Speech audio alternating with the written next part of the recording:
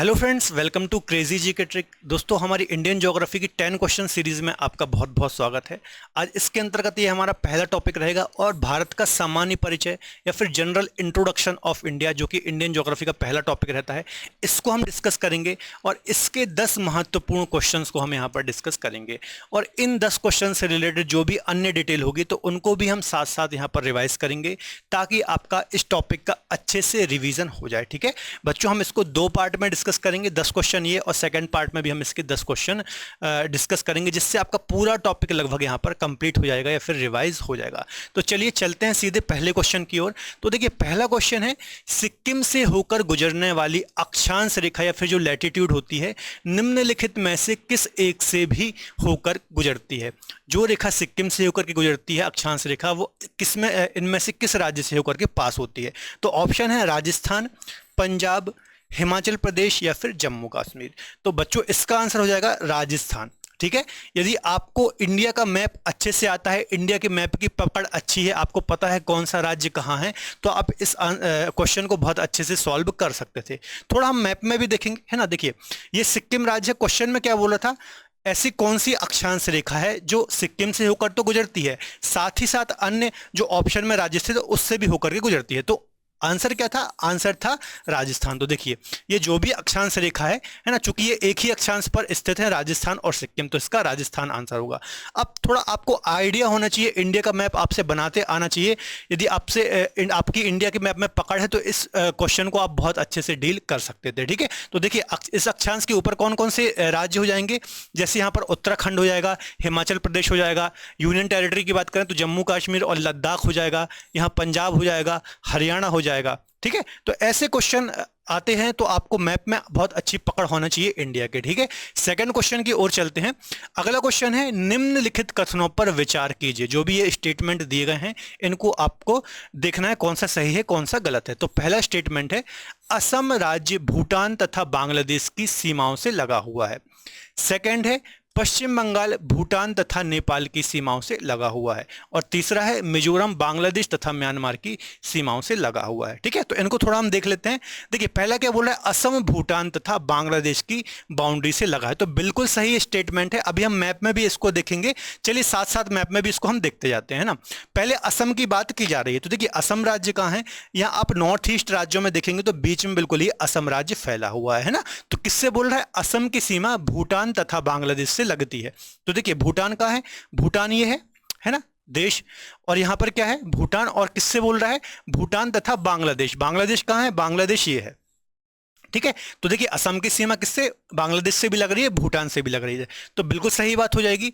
पश्चिम बंगाल भूटान तथा नेपाल की सीमाओं से लगता है। अब वेस्ट बंगाल देखिए, यहां से रेड कलर मैंने हाईलाइट किया है, तो ये पश्चिम बंगाल बिल्कुल ऊपर तक गया है। कई बार यहां पर बच्चों को काफी ज्यादा कंफ्यूजन होता है। तो पश्चिम बंगाल की सीमा देखिए, ये नेपाल है ना, ये क्या है? नेपाल है, और यहाँ पर भूटान है, तो इसकी सीमा भूटान से भी लग रही है और नेपाल से भी लग रही है ना। इसके आप ईस्ट में देखेंगे, पूर्व में, तो आपको क्या मिलेगा? भूटान मिलेगा, और पश्चिम में आप देखेंगे तो आपको नेपाल राज्य मिलेगा। तो ये स्टेटमेंट भी बिल्कुल सही हो जाएगा।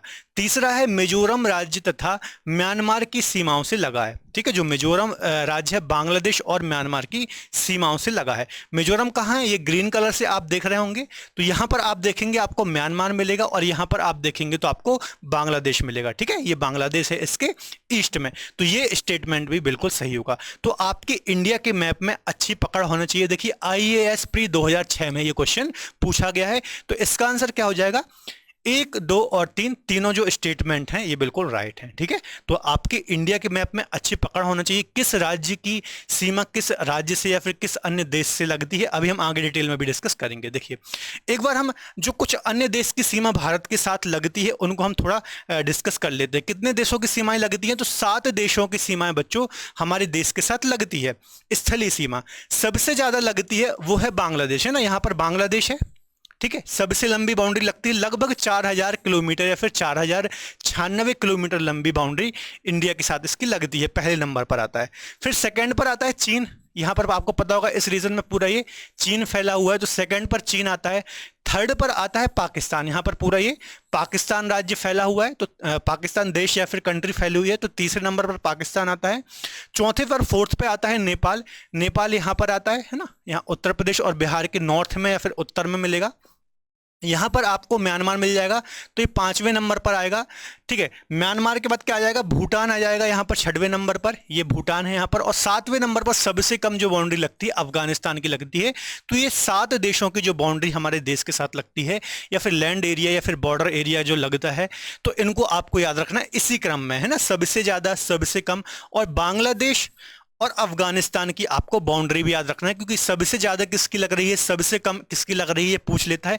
इसके अलावा जो बच्चे आईएएस या फिर स्टेट पीसीएस मतलब सिविल सर्विसेज की तैयारी कर रहे हैं, तो उनको सभी बाउंड्री याद करने की जरूरत है ना। लेकिन जो वनडे वाले बच्चे हैं, जैसे एसएससी, रेलवे वगैरह, सब इंस्पेक्टर वाले, तो उनको सभी की बाउंड्री की लंबाई याद करने की आवश्यकता नहीं है। ठीक है, चलिए अगला क्वेश्चन देखते हैं।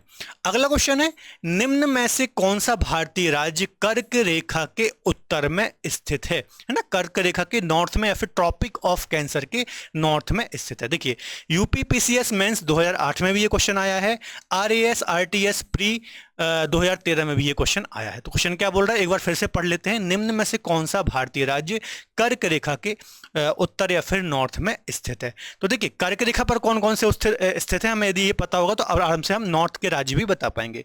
झारखंड कर्क रेखा पर स्थित है, मिजोरम और त्रिपुरा भी कर्क रेखा पर स्थित है। तो इसका आंसर क्या हो जाएगा, मणिपुर जो राज्य है ये कर्क रेखा के नॉर्थ या फिर ट्रॉपिक ऑफ कैंसर के नॉर्थ या फिर उत्तर में स्थित है। एक बार हम यहां पर देख लेते हैं। देखिए, यह है ट्रॉपिक ऑफ कैंसर, इसको हम 23.5 डिग्री उत्तरी अक्षांश के नाम से भी जानते हैं, या फिर इसको हम कर्क रेखा या फिर ट्रॉपिक ऑफ कैंसर भी बोलते हैं। ठीक है, कितने राज्यों से होकर के गुजरती है बच्चों, 8 राज्यों से होकर या फिर 8 स्टेट से होकर के ये पास होती है। कौन कौन से स्टेट हैं देख लेते हैं जरा। देखिए, पहला जो ये आप राज्य देख रहे हैं, एक मिनट रुकिएगा, जो पहला ये राज्य है इसको हम बोलते हैं गुजरात राज्य। दूसरा राज्य है यहाँ पर राजस्थान, तीसरा राज्य है यहाँ पर मध्य प्रदेश, चौथा है यहाँ पर छत्तीसगढ़, पांचवा है झारखंड, फिर है वेस्ट बंगाल, फिर यहां पर आता है त्रिपुरा और फिर आता है मिजोरम। तो कितने राज्य हो गए, 1 2 3 4 5 6 7 8। तो 8 राज्यों से होकर के ट्रॉपिक ऑफ कैंसर या फिर कर्क रेखा या फिर इसका एक और नाम है 23.5 डिग्री उत्तरी अक्षांश या फिर नॉर्थ लैटिट्यूड, ये 8 राज्यों से होकर के क्या होती है, पास होती है। इसके अलावा मैक्सिमम जो अपनी ये बच्चों डिस्टेंस तय करती है, ये कहां करती है, मैक्सिमम, ये मैक्सिमम मध्य प्रदेश या फिर एमपी से सर्वाधिक दूरी तय करती है, सर्वाधिक लंबाई तय करती है। और न्यूनतम कहां से तय करती है, तो न्यूनतम राजस्थान राज्य से होकर के गुजरती है। तो ये फैक्ट भी आपको याद रखना है। तो क्या क्या हमने देख लिया, 8 राज्यों से होकर के गुजरती है। ठीक है, इसके अलावा किससे होकर के गुजर रही है, किससे। अब देखिए, इसके उत्तर में कौन कौन से राज्य हैं, तो जैसे अभी यहां पर मणिपुर का पूछा, तो और भी पूछ सकता है, जैसे उत्तर प्रदेश इसके उत्तर में है या फिर नॉर्थ में है, यहां पर बिहार है, सिक्किम है। इसके अलावा नॉर्थ ईस्ट के जितने राज्य हैं सिवाय त्रिपुरा और मिजोरम को छोड़कर, तो ये सभी इसके उत्तर में है। तो आपको एक अंदाजा होना चाहिए, मैप में अच्छी कमांड होना चाहिए कि ऐसा कई बार घुमा के क्वेश्चन पूछ लेता है कि ट्रॉपिक ऑफ कैंसर के उत्तर में कौन सा है या फिर दक्षिण में कौन सा है। ठीक है, तो इससे आपको आइडिया लगा लेना है। चलिए अगला क्वेश्चन देखते हैं। इसके अलावा एक चीज और यहां पर हम डिस्कस कर लेते हैं कि जो ट्रॉपिक ऑफ कैंसर या फिर अक्षांश रेखाएं या फिर लैटिट्यूड जो होते हैं, ये क्या होते हैं या आखिर खींची क्यों जाती हैं ग्लोब पर। तो इनका काम क्या होता है, पहली बात तो जलवायु प्रदेशों का निर्धारण करना, जलवायु प्रदेशों का निर्धारण करना, है ना। जैसे हम देखते हैं, जैसे मान लीजिए ये ग्लोब है ना, जैसे ये ग्लोब है ना, ये 0 डिग्री अक्षांश है जिसको हम इक्वेटर या फिर भूमध्य रेखा बोलते हैं। ये 23.5 डिग्री उत्तरी अक्षांश है, 23.5 डिग्री दक्षिणी अक्षांश है ना। सबसे ज्यादा गर्म एरिया होता है जो उष्ण, यही होता है ना। इसको हम ट्रॉपिकल रीजन भी बोलते हैं, उष्णकटिबंधीय क्षेत्र बोलते हैं ना। 23.5 डिग्री उत्तरी अक्षांश कर्क रेखा और 23.5 डिग्री दक्षिणी अक्षांश मकर रेखा, है ना। तो ये सबसे गर्म या फिर उष्ण क्षेत्र होता है। तो ये हम कैसे पता कर रहे हैं, ये अक्षांश रेखाओं से ही तो पता करते हैं। तो इनका काम क्या होता है, जलवायु प्रदेशों का निर्धारण करना, किसी भी क्षेत्र की जलवायु का रीजन को डिसाइड करना। इसके अलावा किसी भी क्षेत्र, किसी भी देश, किसी भी महाद्वीप की लोकेशन को बताना, लोकेशन को बताना, है ना। जैसे हम भारत का जब अक्षांशीय और देशांतरीय विस्तार बताते हैं तो बताते हैं ना 8 डिग्री 4 मिनट से 37 डिग्री 6 मिनट, तो किसी भी देश की स्थिति को भी ये बताती हैं। ठीक है, इसके अलावा ये काल्पनिक रेखाएं होती हैं। चलिए आगे बात करते हैं, अगला क्वेश्चन देखते हैं। अगला क्वेश्चन है, निम्न देशांतरों में कौन सा भारत की प्रामाणिक माध्याह्न रेखा कहलाती है, जिससे भारत का समय या फिर टाइम को डिसाइड किया गया है। तो 87 डिग्री, 85 डिग्री, 84.5 या फिर 82.5 डिग्री, है ना। तो भारत की जो बच्चों मानक समय रेखा है, इसको क्या बोलते हैं? 82.5 डिग्री पूर्वी देशांतर या फिर ईस्टर्न लॉन्गिट्यूड इसको हम बोलते हैं। तो इसका आंसर क्या हो जाएगा? डी। डी आंसर बिल्कुल सही हो जाएगा। भारत की मानक समय रेखा 82.5 डिग्री पूर्वी देशांतर कहलाती है। इससे हमारे जो पूरा देश है उसका समय डिसाइड किया गया है। जरा देख लेते हैं क्या है ये। देखिए इसको क्या बोलते हैं? 82.5 डिग्री पूर्वी देशांतर या फिर ईस्टर्न लॉन्गिट्यूड या फिर भारत की मानक समय रेखा भी आप बोल सकते हैं, है ना। ये भारत के 5 राज्यों से होकर के बच्चों पास होती है या फिर गुजरती है। कौन कौन से 5 राज्य हैं थोड़ा हम देख लेते हैं। एक बार रुकिए।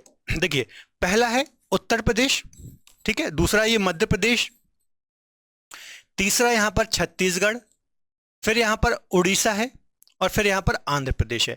तो इन 5 राज्यों से होकर के ये 82.5 डिग्री पूर्वी देशांतर, जिसे हम भारत की मानक समय रेखा बोलते हैं, तो 5 राज्यों से होकर गुजरती है। इसको बोलते क्या हैं? तो ये आपको याद रखना है, 82.5 डिग्री पूर्वी देशांतर है।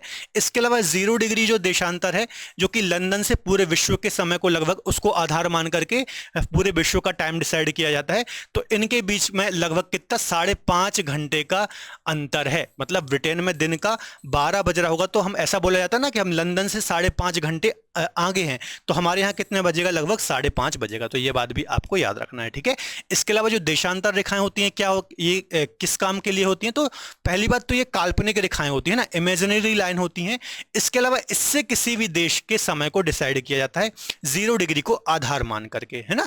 इसके अलावा किसी भी देश की स्थिति बताने का भी ये काम करती हैं, जैसे हमने अक्षांश रेखाओं में देखा था।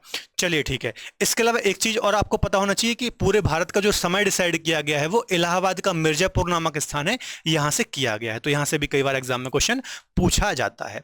चलिए अगला क्वेश्चन देख लेते हैं। भारत का सुदूरस्थ दक्षिणी बिंदु या फिर भारत का जो सदर्न मोस्ट पॉइंट है, सुदूरस्थ सदर्न मोस्ट पॉइंट है, वो कौन सा है? कन्याकुमारी, रामेश्वरम, इंदिरा पॉइंट या फिर पॉइंट कालीमेर, ठीक है। तो इसका आंसर क्या हो जाएगा? बहुत ही सिंपल सा क्वेश्चन है। इंदिरा पॉइंट भारत का सदर्न मोस्ट या फिर सबसे सुदूरस्थ दक्षिणी पॉइंट है या फिर बिंदु है। एक बार मैप में सारे पॉइंट मैं आपको यहां पर बता देता हूं। देखिए सारे पॉइंट हम डिस्कस कर लेते हैं। पहली बात तो सबसे सदर्न मोस्ट जो अभी हमने क्वेश्चन में डिस्कस किया, ये है इंदिरा पॉइंट, ठीक है, भारत का सबसे दक्षिणी बिंदु। अब एक क्वेश्चन यहां से बनता है, मुख्य भूमि का सबसे दक्षिणी बिंदु या फिर प्रायद्वीपीय भारत का सबसे दक्षिणी बिंदु। तो मुख्य भूमि का पूछे बच्चों तो आपको क्या बोलना है? कन्याकुमारी। कन्याकुमारी मुख्य भूमि का सबसे दक्षिणी बिंदु है ना, ये हमारी मुख्य भूमि है। मुख्य भारत ये है, ठीक है। लेकिन ओवरऑल जब सबसे दक्षिणी बोलता है तो जो अंडमान निकोबार द्वीप समूह है हमारा, वो सबसे लास्ट पॉइंट है वहां पर, है ना, ग्रेट निकोबार में। तो इंदिरा पॉइंट वहां पर है। तो सुदूरस्थ दक्षिणी या फिर सदर्न मोस्ट तो इंदिरा पॉइंट हो गया। लेकिन मुख्य भूमि हमारी ये वाली है ना। मुख्य भूमि का सबसे दक्षिणी कौन सा होगा? कन्याकुमारी, है ना। ये कैप कैमोरन भी इसको बोलते हैं। इसके अलावा सबसे ईस्टर्न मोस्ट या फिर सबसे पूर्वी पॉइंट कौन सा है? तो किविथु। ये कहां पर है? अरुणाचल प्रदेश राज्य में है, सबसे पूर्वी पॉइंट है। सबसे नदर्न मोस्ट या फिर उत्तरी पॉइंट कौन सा है बच्चों? तो इंदिरा कॉल।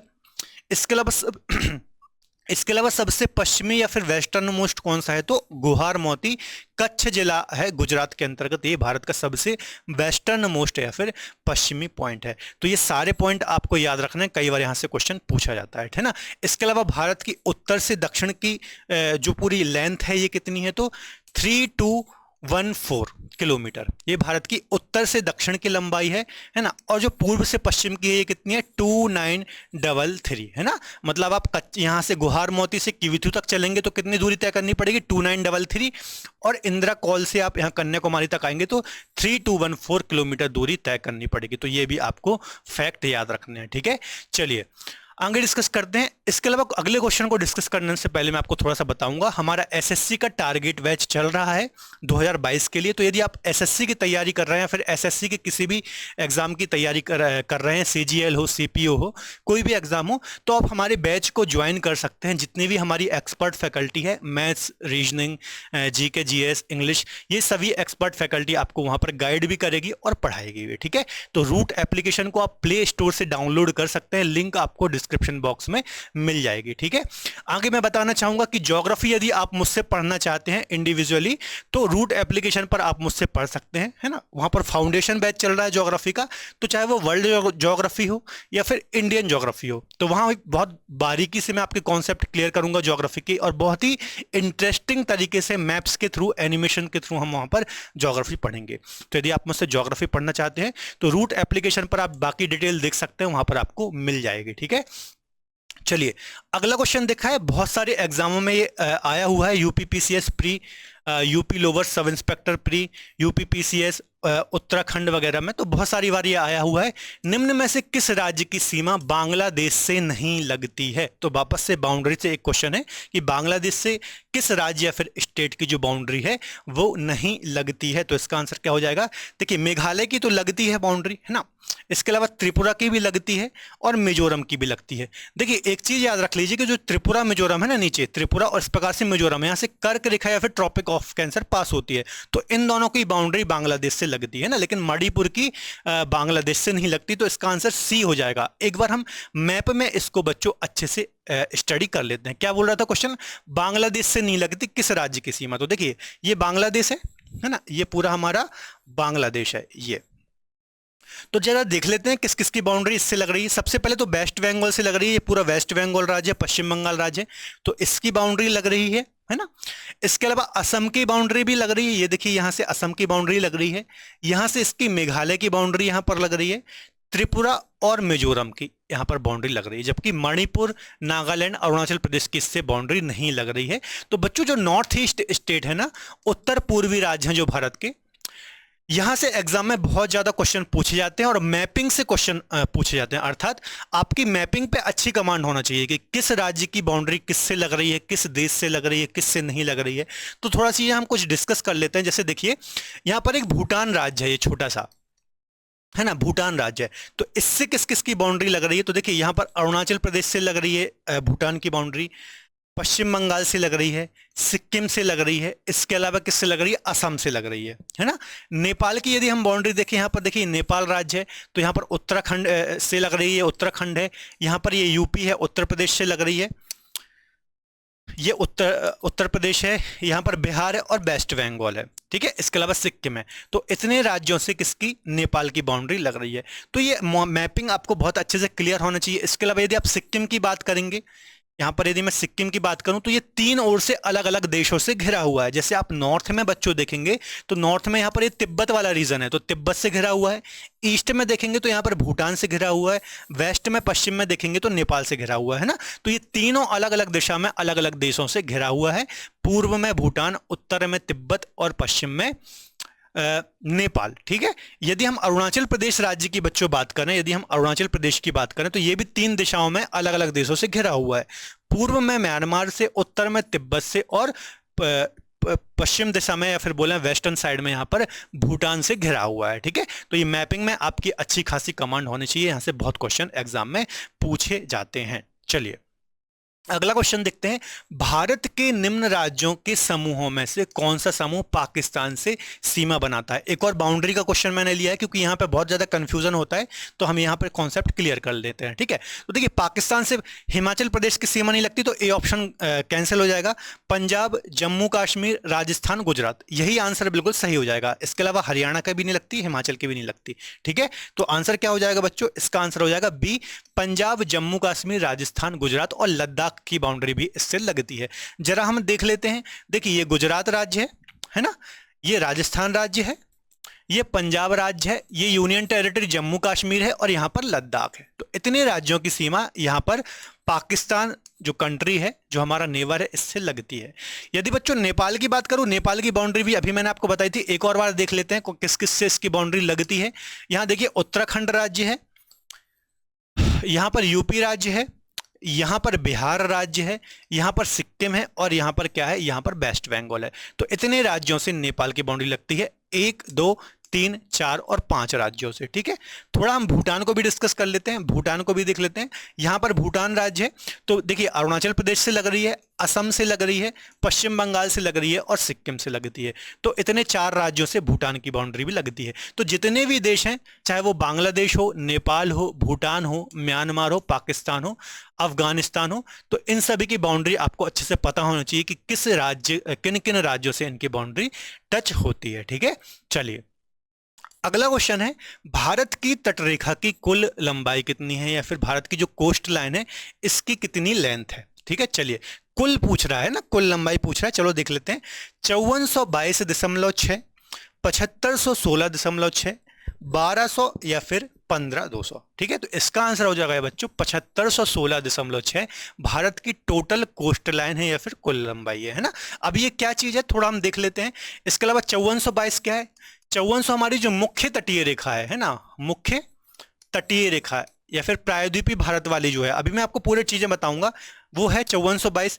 कुल तट रेखा है 7516, 1200 क्या है तो द्वीप और द्वीप को मिलाते हैं तो अब 1200 होती है, अभी हम बताएंगे आपको। और 15200 ये है स्थलीय सीमा, कौन सी, स्थलीय सीमा। ठीक है, चलिए एक बार मैप में देख लेते हैं जरा।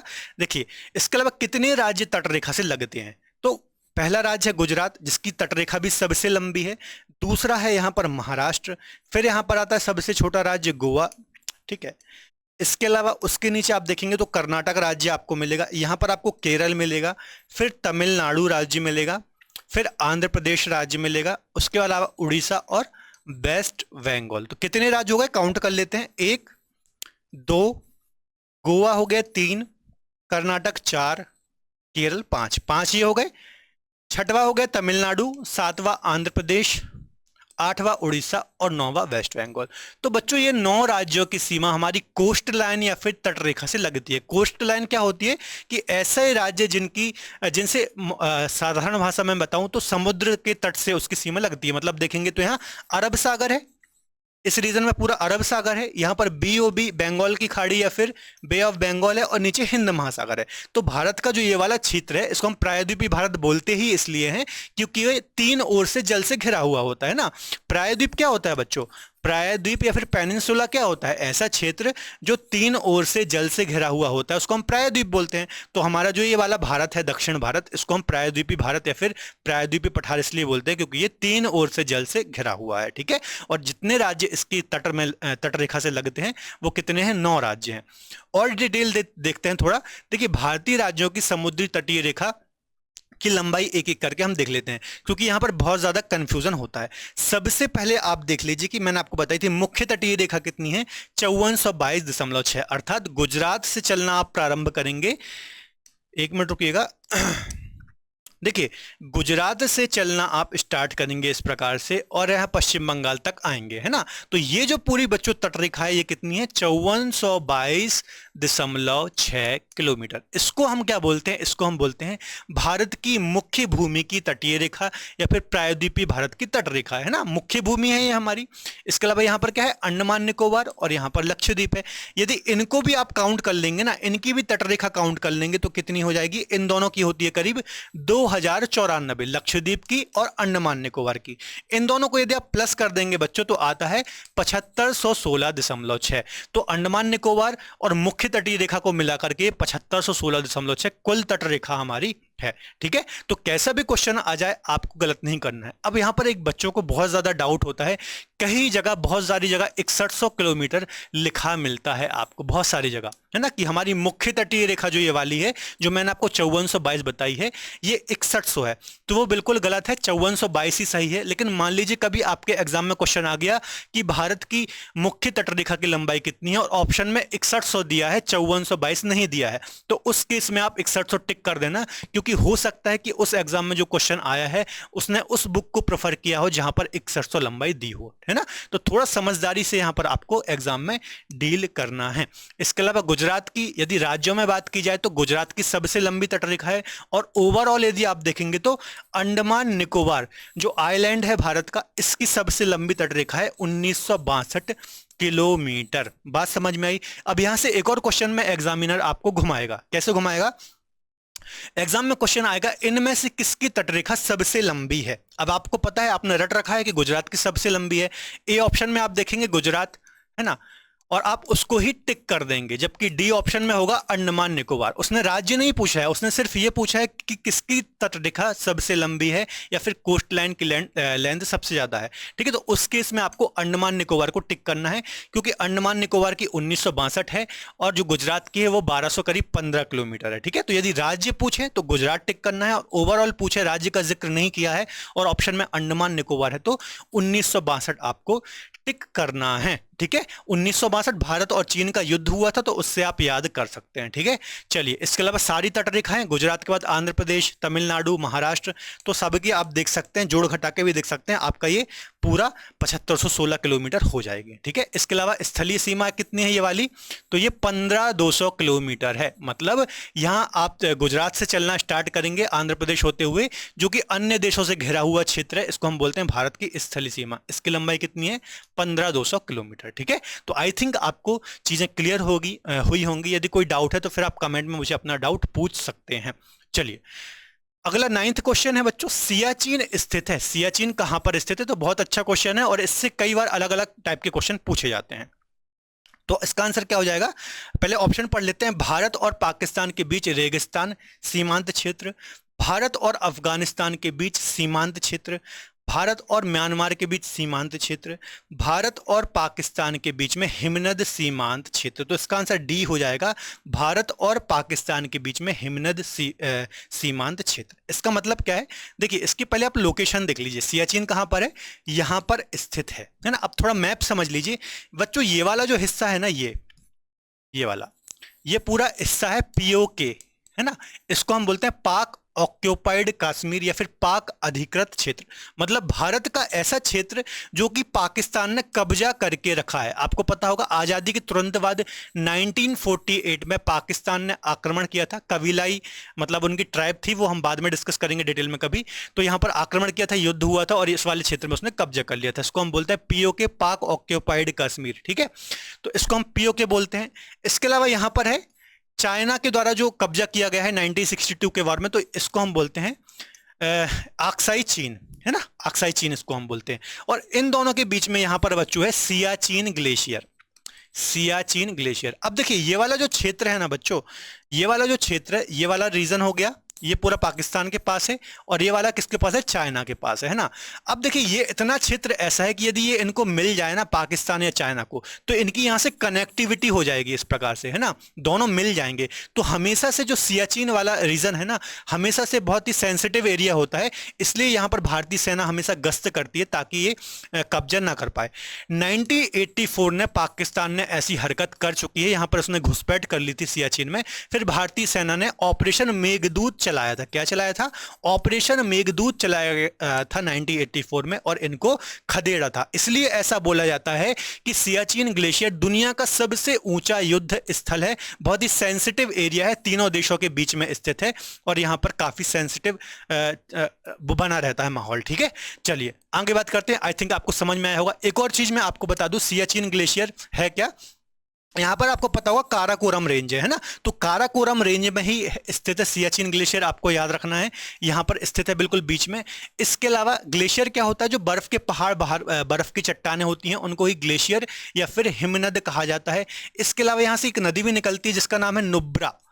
नुब्रा, नुब्रा नदी किसकी सहायक नदी बच्चों, नुब्रा है श्योक नदी, श्योक नदी यही इसी रीजन से निकलती है। श्योक की सहायक नदी है नुब्रा, जो कि किससे निकल रही है, सियाचिन ग्लेशियर से। और श्योक किसकी सहायक नदी है, तो श्योक सिंधु नदी की या फिर इंडस रिवर की सहायक नदी है। तो ये भी आपको थोड़ा याद रखना है, क्योंकि यहां पर सारी चीजें आप रिलेट करते जाएंगे तो चीजें लंबे समय तक अच्छे से आपको दिमाग में रहती हैं।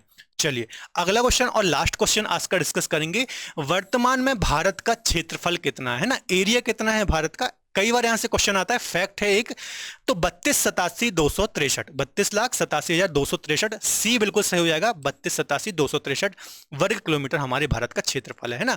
अब बच्चों ये संपूर्ण जो स्थलीय क्षेत्र है विश्व का, उसका कितना परसेंट है, तो 2.343% पूरे विश्व के क्षेत्रफल का ये कवर करता है, और यहां पर लगभग 17.5% पॉपुलेशन निवास करती है, जो कि एक बहुत बड़ी समस्या वाली बात है, तो ये बात भी आपको याद रखना है, ठीक है। इसके अलावा क्षेत्रफल के अनुसार हमारा विश्व में 7वां स्थान आता है और पॉपुलेशन के अनुसार हमारा 2nd स्थान आता है। तो ये कुछ अन्य डिटेल भी आपको याद रखना है। तो बच्चों ये थे हमारे 10 क्वेश्चन, और इन 10 क्वेश्चन में हमने हर क्वेश्चन में 5 से 6 और कहीं कहीं 10-15 फैक्ट भी कवर किए हैं, ठीक है। तो आई थिंक हमारे 100 क्वेश्चन तो यहाँ पर आराम से कवर हुए होंगे, है ना। 100 क्वेश्चन हमारे आराम से यहाँ पर कवर हुए होंगे, और लगभग काफी बड़ा पार्ट एक भारत का जो सामान्य परिचय है आपका अच्छा रिवीजन हुआ होगा, ठीक है। तो इसी प्रकार से हम इसका सेकंड पार्ट भी लाएंगे, भारत का सामान्य परिचय या फिर इंट्रोडक्शन ऑफ इंडिया का, उसमें और रिवीजन आपका होगा, और ये सीरीज हमारी इसी प्रकार से टॉपिक वाइज चलती रहेगी, ठीक है। इसके अलावा बच्चों यदि आप मुझसे इंडियन ज्योग्राफी पढ़ना चाहते हैं तो रूट एप्लीकेशन पर आप मुझसे इंडियन ज्योग्राफी और वर्ल्ड ज्योग्राफी दोनों पढ़ सकते हैं।